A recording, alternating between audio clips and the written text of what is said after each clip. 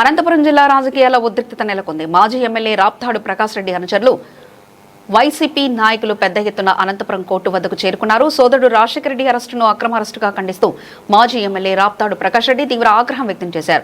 పరిటాల సునీత మరియు టీడీపీ నాయకుల ఒత్తిళ్లతోనే పోలీసులు తప్పుడు కేసులు నమోదు చేసే వేధింపులకు పాల్పడుతున్నారని ఆయన ఆరోపించారు. ప్రజాస్వామ్యంలో ప్రతిపక్ష నాయకులు గొంతు నొక్కే ప్రయత్నం జరుగుతుందన్నారు. మా కుటుంబాన్ని రాజకీయంగా టార్గెట్ చేస్తున్నారు.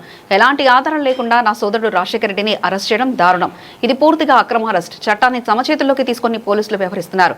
పరిటాల సునీత సూచన మేరకే ఈ చర్యలు జరుగుతున్నాయని మండిపడ్డారు. ప్రజల సమస్యలపై పోరాడుతున్న నాయకులను భయపెట్టాలని చూస్తున్నారు, కానీ మేము వెనక్కి తగ్గేది లేదని తెలిపారు. ప్రజల కోసం పోరాటం కొనసాగిస్తామని స్పష్టం చేశారు. రాజకీయ కక్ష సాధింపుతోనే ఈ అరెస్టులు జరుగుతున్నాయని వైసీపీ నేతలు ఆరోపిస్తుండగా ఈ ఘటన అనంతపురం రాజకీయాల్లో మరోసారి చర్చనీయాంశంగా మారింది. ప్రస్తుతం జిల్లాలో రాజకీయ వాతావరణం వేడెక్కింది. మెరిట్స్ మీద యుద్ధం చేసేదానికి చేతగాక జగన్మోహన్ రెడ్డి గారి పరిపాలనను తాము సరితూగలేమనేటువంటి నిర్ధారణకు వచ్చినాక రాష్ట్రంలో అనేక దౌర్జన్యకాండాలను ప్రోత్సహిస్తా అక్రమ అరెస్టులకు పాల్పడుతూ వస్తాం. ఈరోజు అనంతపురం జిల్లాలో రాప్తాడు నియోజకవర్గంలో ఇప్పటి వరకు 3 హత్యలు జరిగినాయి. ఒక గ్యాంగ్ రేప్ జరిగింది. అనేక దొమ్మిలు, దోపిడీలు, దౌర్జన్యాలు జరిగినాయి. మరి లా అండ్ ఆర్డర్కి ఇంత పెద్ద ఎత్తున నష్టం కలిగించినటువంటి స్థానిక ఎమ్మెల్యే, వారి కుటుంబ సభ్యులు, వారి తీరు వల్ల ఈరోజు రాప్తాడు నియోజకవర్గానికి ఒక మాయని మచ్చను తీసుకొని వస్తే వారిపైన చర్యలు తీసుకోవాల్సినటువంటి చంద్రబాబు ప్రభుత్వం, నారా లోకేష్ గారు ఒక వారం రోజుల కింద నాకు భద్రత తొలగించడం జరిగింది. తోపుదుర్తి ప్రకాష్ రెడ్డి అనే వానికి 10 సంవత్సరాలుగా వివిధ ప్రభుత్వాలు భద్రత కల్పిస్తూ వచ్చినాయి. మరి ఎందుకు భద్రత తొలగించడం జరిగింది అనేసి కూడా అనేక మంది ప్రశ్నించడం జరిగింది. మేము మీ తప్పుల్ని ఎత్తి చూపితే మీరు సరిదిద్దుకునేదానికి అవకాశం ఉంటుందని కూడా చెప్పడం జరిగింది.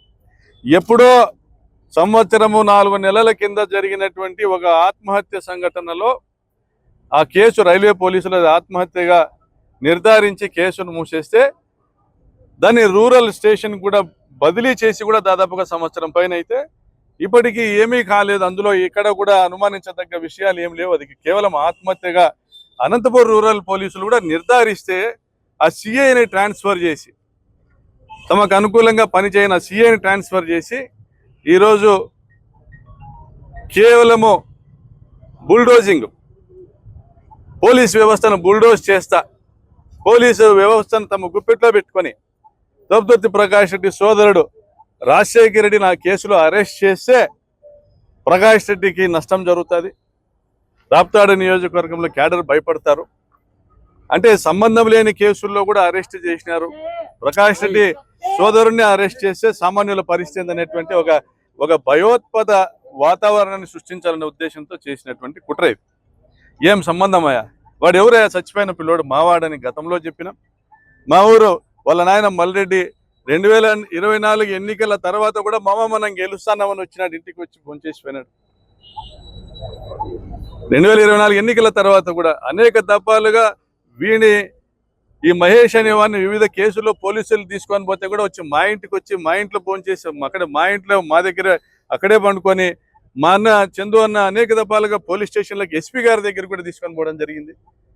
వాడు తప్పుదోవ పట్టినాడు. మామ మీరన్నా చెప్పండి, 3 లక్షలు డబ్బులు ఇవ్వకపోతే ఆత్మహత్య చేసుకుంటానని వాడు బెదిరిస్తున్నాడని మా అన్న దగ్గర, చందు అన్న దగ్గరికి వస్తే ఫోన్లో మాట్లాడి నేనున్నాను రారా, నీకు ఏం కావాలో చేస్తాను పిలిపించి సముదాయించి తప్పుదోవ పట్టాను, ఇట్లా కాదప్ప ఇట్లా బతకాలం మనం అంతా అని చెప్పి మంచి మార్గంలో పెట్టే ప్రయత్నం చేస్తే ఈరోజు ఎక్కడుంది న్యాయం, ఎక్కడుంది చట్టము?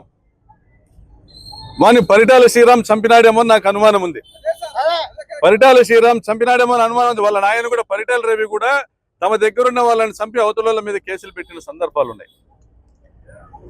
ఈ వ్యక్తి మహేష్ అనే వ్యక్తి చిన్న వయసులో అక్రమ మార్గాల ద్వారా దొడ్డిదారులో దండిగా సంపాదించనేసి ఎవరో ప్రేరేపిస్తే, మీ ప్రకాష్ రెడ్డి మీ మామ కదా, నువ్వు పోయి మాట్లాడుపో, ఆ కక్కలపల్లిలో 5 ఎకరాలు చేపించుకో, వంకపురం పోకుంది చేపించుకోపో అని ఎవరో